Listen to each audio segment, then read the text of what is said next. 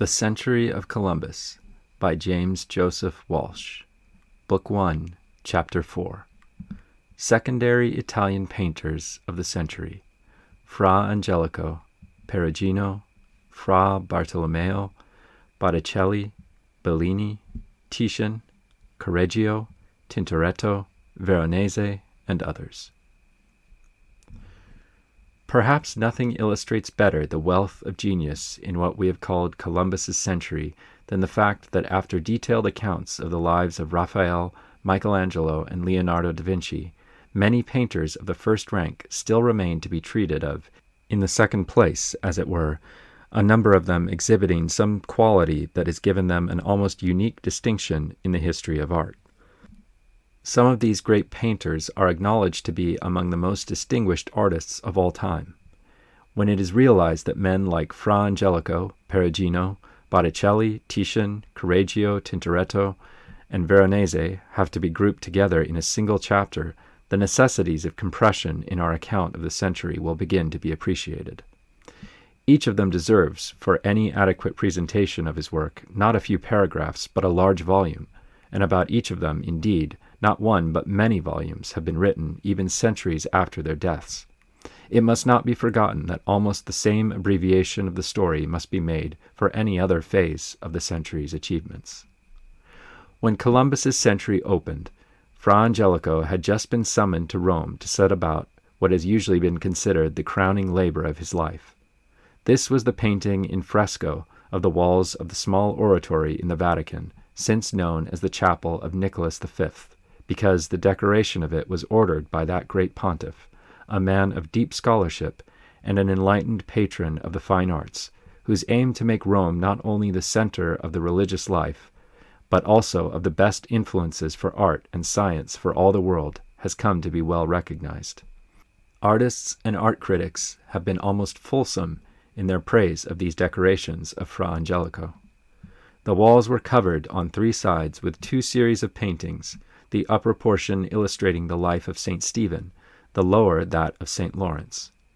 That two sets of subjects so similar should have been treated in close juxtaposition without any repetition in design or composition is in itself the best possible evidence of the artist's power and his constructive imagination. The designs show a freshness of conception very remarkable in a man of advanced years, yet withal there is absolutely no falling off in the power and sincerity of his art, and if anything, a deepening of the religious feeling so characteristic of him.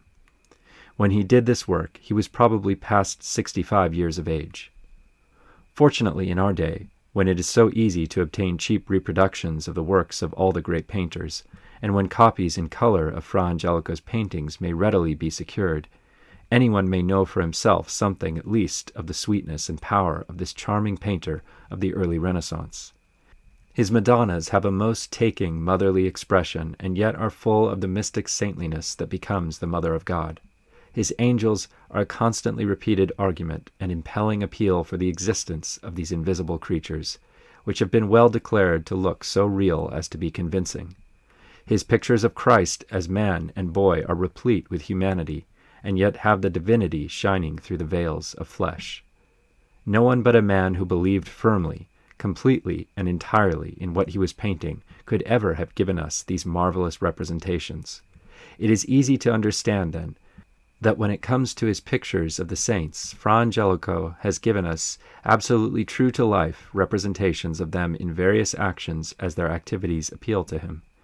Among them, he has introduced some portraits of his friends, thus laying the foundation of that portrait painting which was to develop so finely in the next generation, and which was fortunately to preserve for us the features of so many whom we would like to have known. In the meantime, in the background of his pictures, he has given us the beginning of modern landscape painting in all the beauty and charm of his own simple, single-hearted way of looking at the beauties of nature.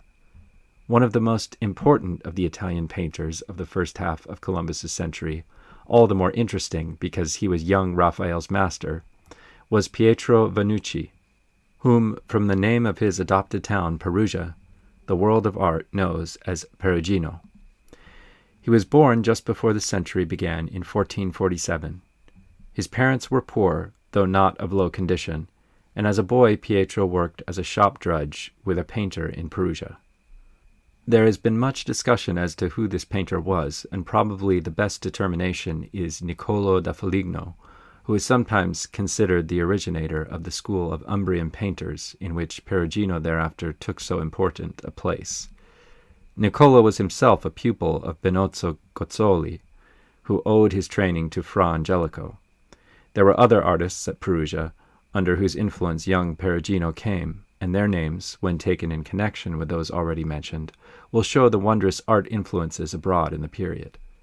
Vasari mentions also Bonfigli, known also as Benedetto Buonfiglio, whose work can be seen at its best only in Perugia, and is well deserving of study, and Fiorenzo di Lorenzo, in whom the typical Umbrian landscapes, which are so important a feature in Perugino's pictures, first make their appearance. A still more important influence in Perugino's life was Piero della Francesca, who was perhaps at Perugia for a while, though Perugino may have met him elsewhere.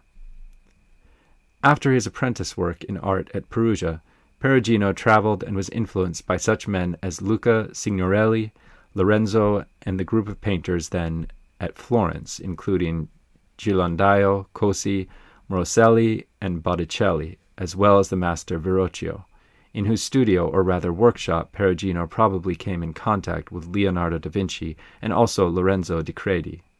There are two oft-quoted lines from Giovanni Santi, quote, "Two youths alike in age and love, Leonardo da Vinci and the Perugian Peter of Pieve." End quote. It was Perugino's merit to have reached distinction even amongst these, and his religious pictures have a value all their own. After his years of training and journeying, Perugino had his opportunity at Rome, especially in the Sistine Chapel. Of his work there, Berenson said in his Central Italian Painters of the Renaissance, "It is the golden, joyous color and the fine rhythm of the groups, and above all, the buoyant spaciousness of this fresco that win and hold us."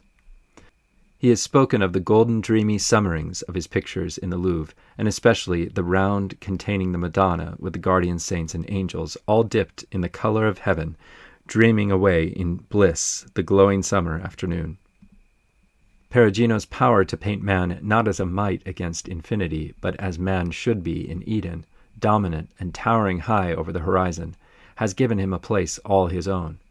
It is this exaltation of human being over the landscape that not only justifies, but renders paintings great. Grimm, in his Life of Michelangelo, goes out of his way to say that Perugino's work in the Sistine Chapel far surpasses the others, though they include such great men as Botticelli, Signorelli, and Ghirlandaio. His simplicity, his symmetry, his thoughtful composition and finishing of individual figures, though in the others these are often in masses, scarcely to be distinguished, all these give a surpassing distinction to his painting. Perhaps the greatest tribute to Perugino that has been paid by subsequent generations is the attribution to Raphael of some of the works that have since been determined to be Perugino's. Apollo and Marsyas of the Louvre, Paris, which has had its place in the Salon Carré for 30 years, is a typical example, and is still called a Raphael in the Louvre catalogue, though now it has been almost definitely assigned to Perugino.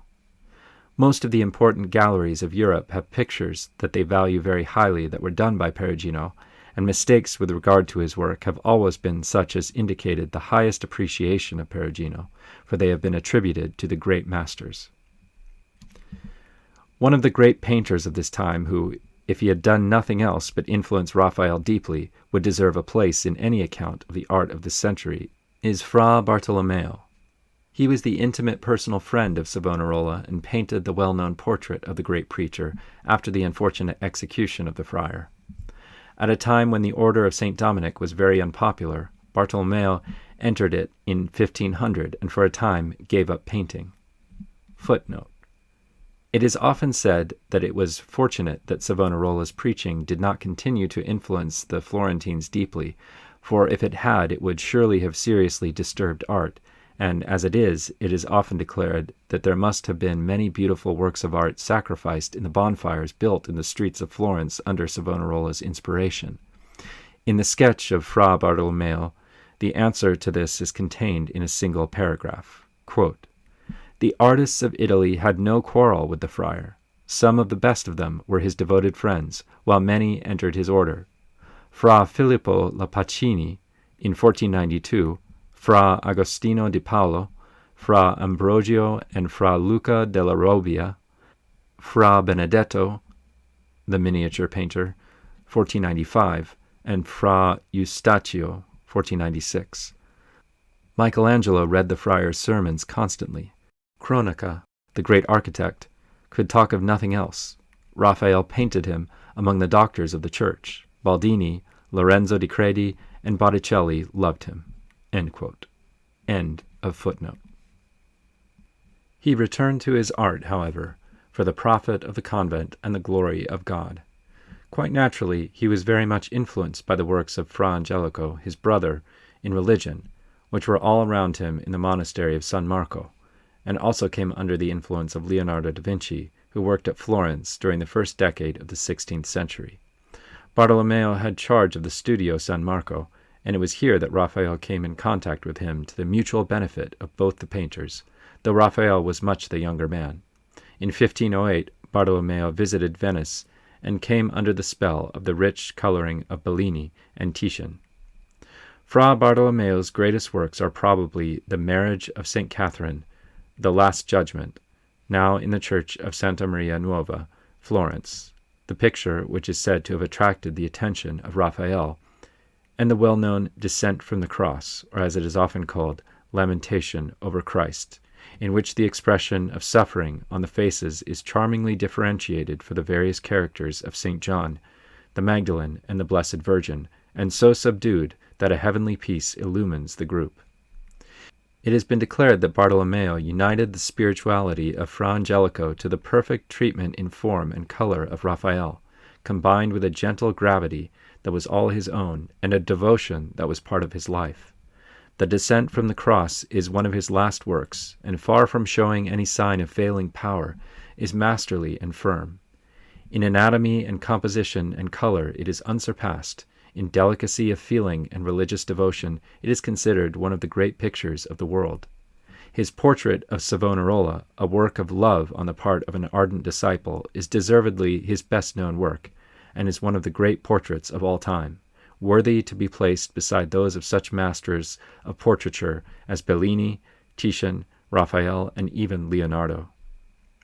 Among the other secondary painters of Columbus's time, one of the greatest, an artist who would have stood out above all his contemporaries in almost any other period of art, is Sandro Botticelli.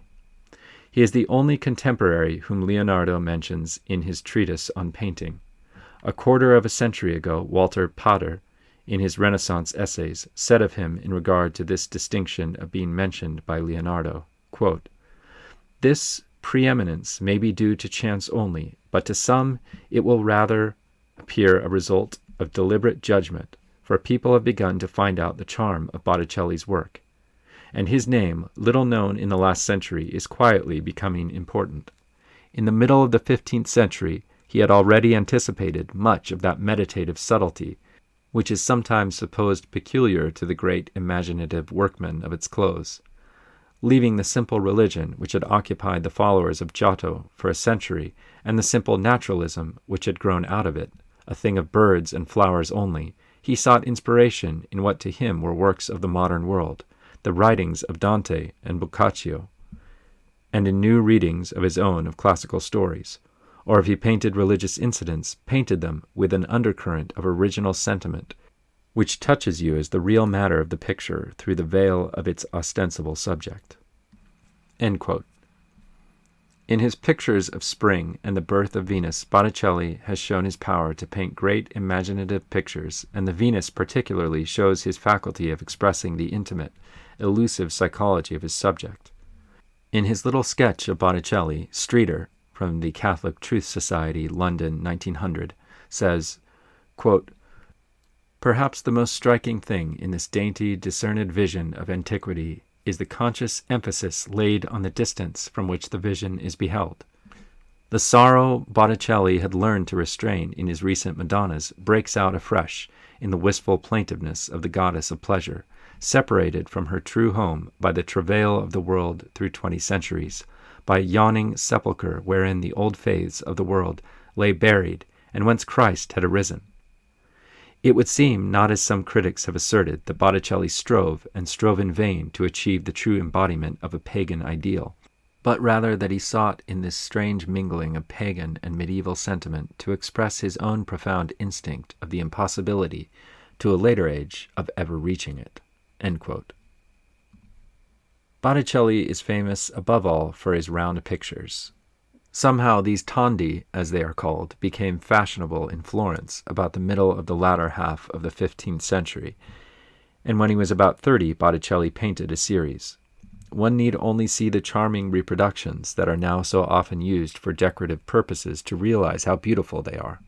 The Madonna of the Magnificat, so called because the Blessed Virgin is represented with pen in hand as writing her song of praise, though also known as the Coronation of the Blessed Virgin because the angels are represented as placing the crown on her head, is the most perfect of these. The lines of the composition, which have been exquisitely arranged so as to fit into the round frame, have been very aptly compared with those of the corolla of an open rose.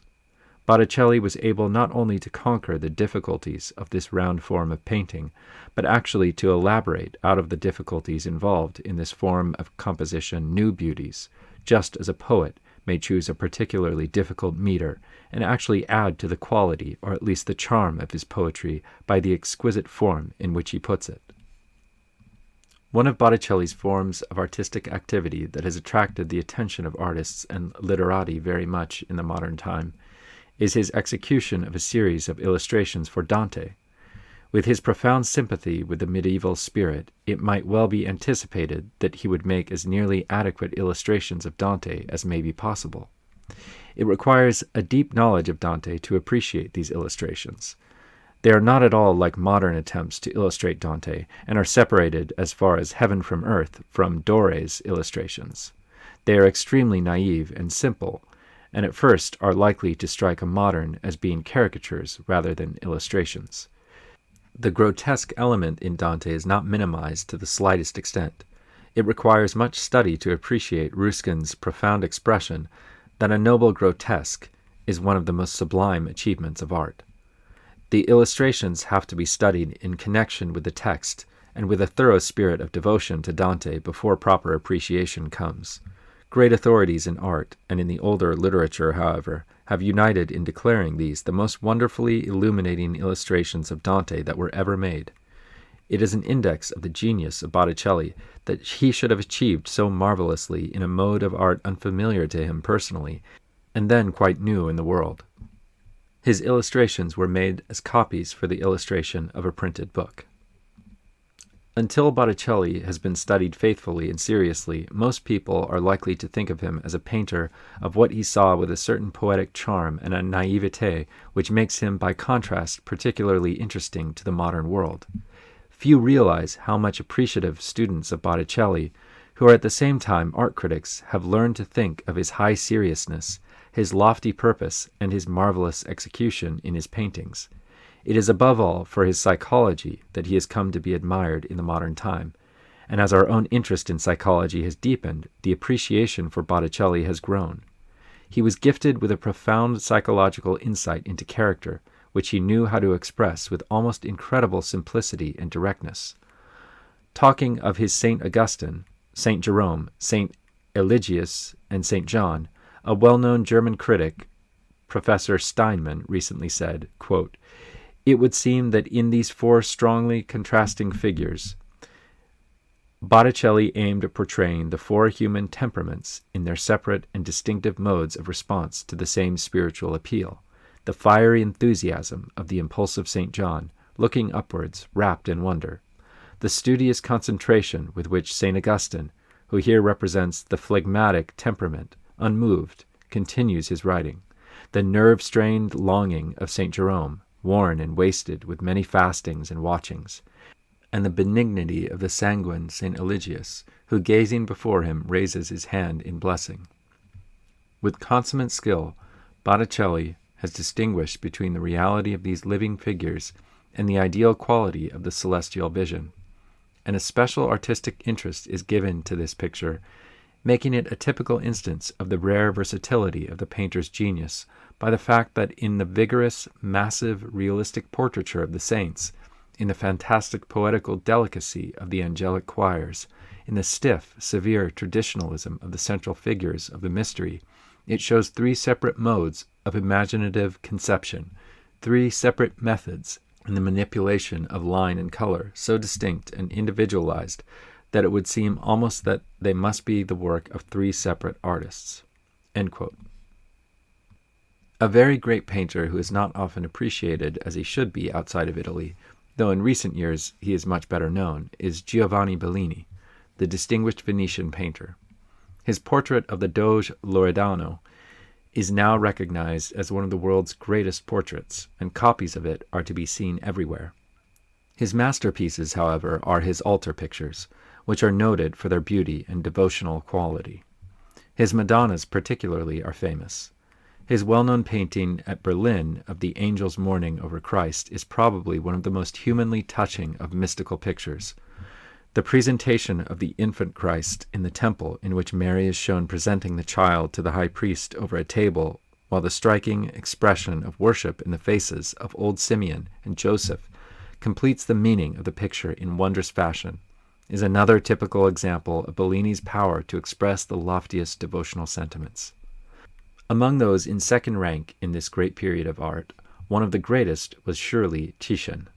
In any other period, he would quite easily have been the greatest painter of his time.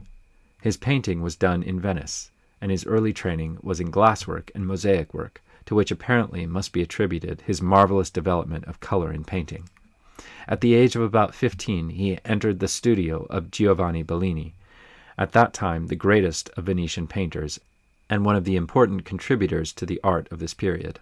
In this studio, a group of young men, including Giorgione, in whom Titian came to be on terms of intimate friendship, Giovanni Palma, Lorenzo Lotto, and Sebastiano Luciani, all destined to fame, were brought together.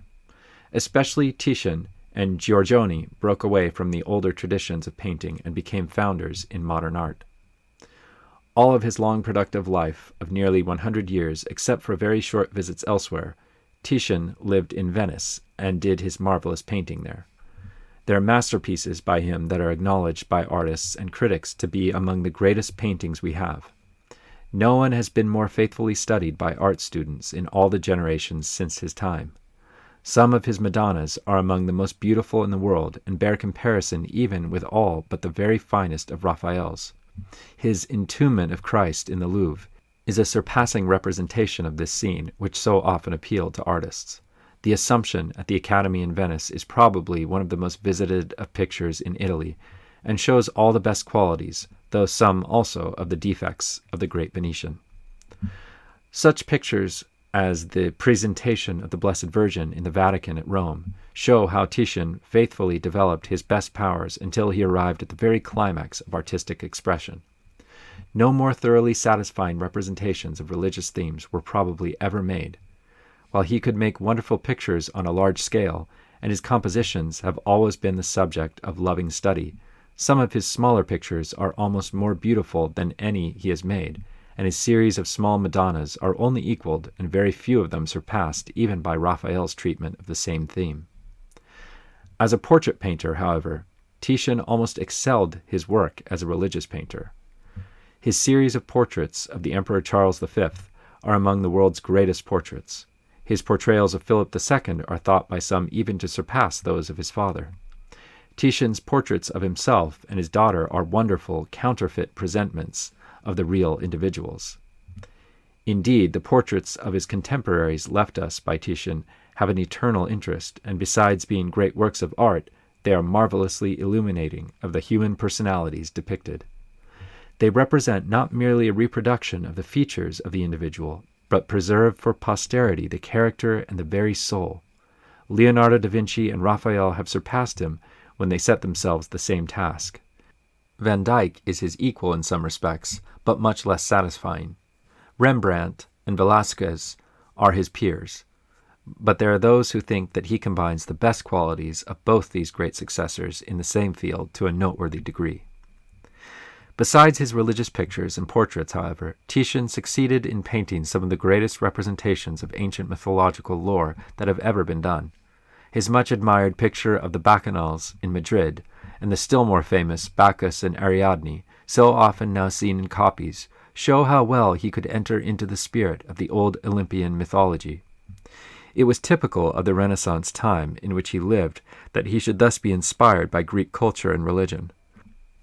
If we did not have from his hand so many beautiful Christian devotional pictures, which never could have been painted except by a man who was himself a believer in the religious scenes and mysteries that he portrays, it would have been almost impossible to believe, after a study of these pagan pictures, that he could have retained a devout Christian piety and faith with such a sympathetic appreciation and an intimate understanding of the psychology of the old pagan myths.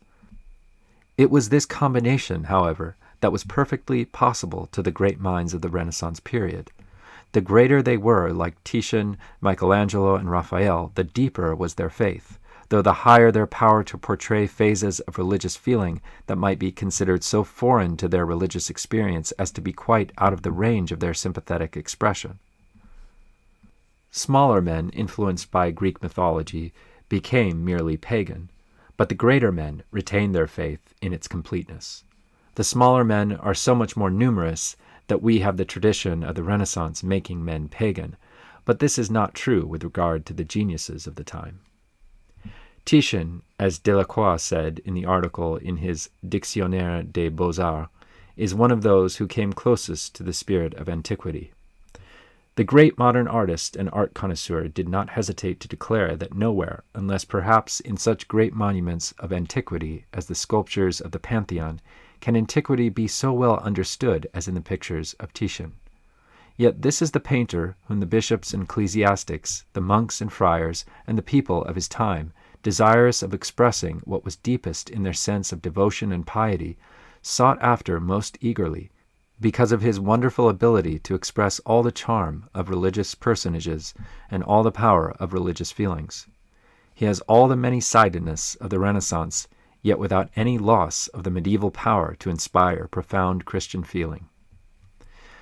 A very great school of art of the Renaissance was that which took its rise in southern Tuscany and the Romagna, of which the three best-known representatives are Piero de Franceschi, Luca Signorelli, and Milozzo da Forli. Piero's influence on Perugino has already been spoken of. Berenson declares him, quote, hardly inferior to Giotto and Masaccio in feeling for tactile values. In communicating values of force, he is the rival of Donatello. He was perhaps the first to use effects of light for their direct tonic or subduing and soothing qualities. And finally, judged as an illustrator, it may be questioned whether another painter has ever presented a world more complete and convincing, has ever had an ideal more majestic, or ever endowed things with more heroic significance. End quote.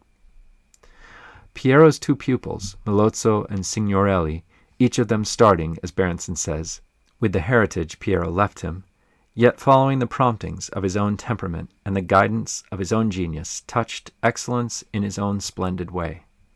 Milozzo was the grander temperament, Signorelli the subtler and deeper mind.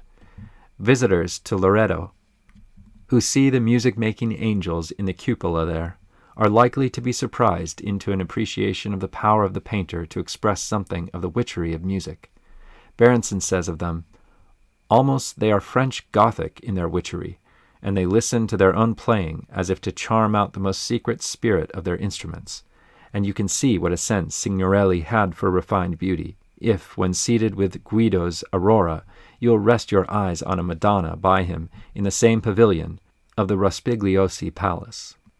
One of the very great artists of the Renaissance, who has come into his own of appreciation in recent years again, is Antonio Allegri, generally known as Correggio, from the small town near Mantua in which he was born. He was one of the most surprising figures in the history of art. So far as we know, he had no teachers and no pupils. He seems never to have visited any of the cities in which, in his time, so many great pictures might have been seen, nor did he seek to make the acquaintance of any of his great contemporaries. All that we know of him was that he had an uncle who painted, but was no artist. He influenced the artists of the aftertime in Italy almost more than any of his contemporaries. By some he is placed among the decadent or sweet school of Italian painting, and undoubtedly such painters as Guido Reni and Carlo Dolci, who were for many centuries more popular than the greater masters, were deeply influenced by him. While so negligent of others' achievements in life, he was destined to form a school that attracted more attention from subsequent generations than almost any of his contemporaries.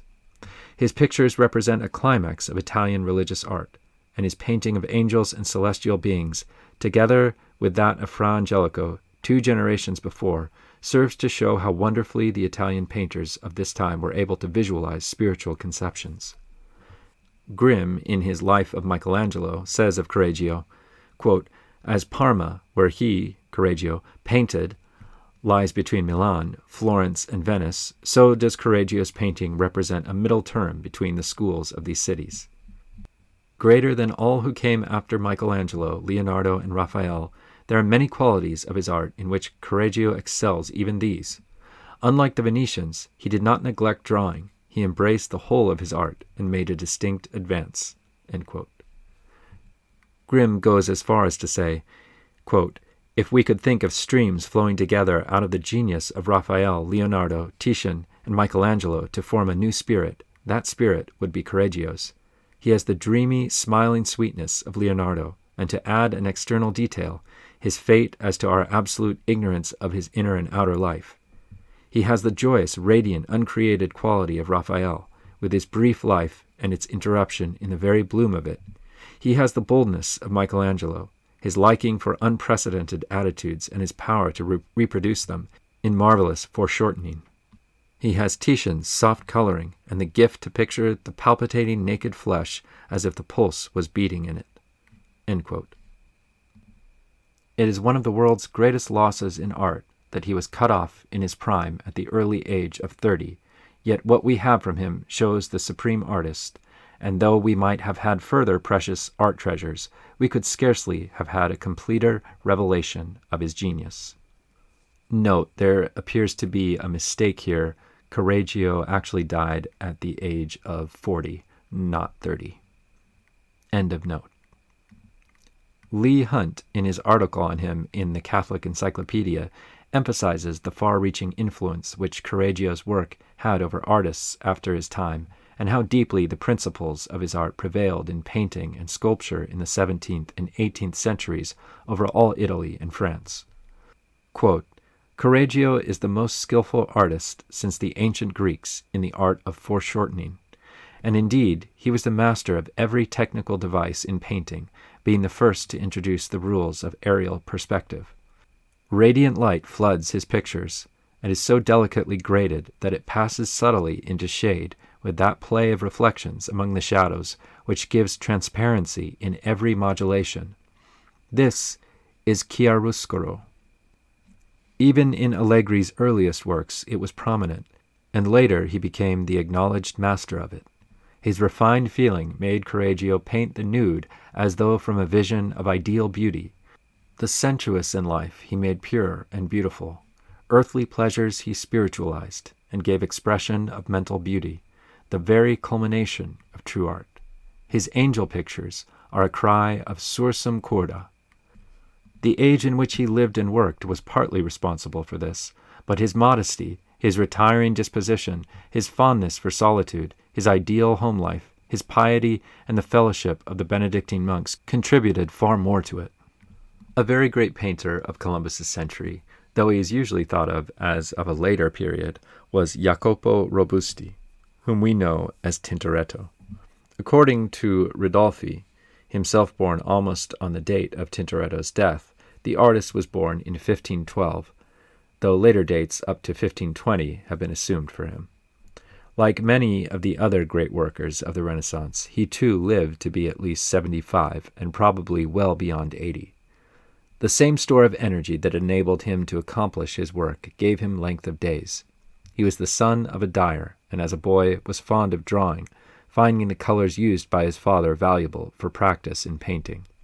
While he lived at a time when many of the great painters of the Renaissance were at work, he was not deeply influenced by them, but fortunately for himself developed his own genius. He is famous for his drawing, his power over which he owed to dissection, drawing from life and from models draped and lighted in various ways, some of them suspended from the ceiling so as to get the correct perspective of flying figures. He invented an ingenious device, a rectangular framework with strings across it which, held before the eye, taught how to measure the proportions accurately. While Venetian painters generally are famous for their coloring, Tintoretto is the master of them all in drawing and one of the world's greatest artists in Italy. Like every other great worker of the Renaissance, almost without exception, he had a passion for work and has left us an enormous amount of finished painting. Some of his paintings, as for instance the Bacchus and Ariadne, are looked upon as the greatest of their kind. Some of his great paintings in the Palace of the Doges at Venice have been a favorite study of artists ever since his time. Ruskin considered him one of the greatest painters who ever lived, and has made his name and work familiar to English-speaking peoples. Probably no one has ever dared to attempt the solution of so many problems in painting as Tintoretto, and no one has solved them better. He deeply influenced his own generation, and has influenced every generation since that has had true critical spirit and appreciation for art. It has been well said of him, and without exaggeration, that he mastered every detail of his art. Ridolfi tells us his two favorite subjects of study were the works of Titian and the reliefs of Michelangelo. He wrote on the wall of his studio these words: Il disegno di Michelangelo e il colorito di Tiziano, that is, the drawing and composition of Michelangelo and the coloring of Titian. These were his ambitions. He has nearly accomplished this transcendent purpose, as perhaps it is possible to be done. An eminent painter of the Venetian school at this time, who is usually thought of as belonging to a later period, is Paolo Cagliari, better known as Veronese. He was 22 years of age, however, before Columbus's century closed, and as he began his work very early in life, he had received some important commissions before he was 25 years of age. He owes all his training to the great period, at least. His greatest picture, The Marriage at Cana, was painted practically within the decade after the close of our period.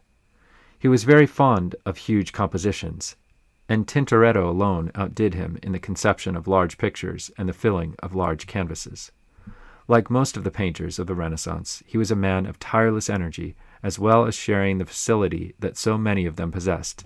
His very large pictures did not serve to limit the number of his paintings to the extent that might otherwise be expected. He was a master of decoration and of the use of the sumptuous color that the Venetians had invented because of their familiarity with pigments and the making of glass, and no great decorative painter has equaled him in the effect produced by this wealth of color. Already the decadence is beginning, and his great paintings lack feeling, and above all, exhibit no trace of religious feeling, though many of them are on religious subjects. But they are splendid, unexcelled, cold triumphs of composition. These great painters of the Renaissance, touched by the humanistic spirit abroad in the world of their time, and with the old Greek ideas of the place of man as the very center of the universe, created a new way of looking at men in their relation to the world around them. They Hellenized their vision of men and stamped it upon the culture and civilization of their time. Berenson has suggested in his The Central Italian Painters of the Renaissance that they thus influenced not only men's way of looking at men, but actually, to some degree, transformed men themselves by the mirror they held before them. He said, quote, "The way of visualizing, affected by the artists, the humanists, and the ruling classes, could not help becoming universal. Who had the power to break through this new standard of vision, and out of the chaos of things to select shapes more definitely expressive of reality than those fixed by men of genius? No one had such power. People had perforce to see things in that way and in no other, to see only the shapes depicted, to love only the ideals presented.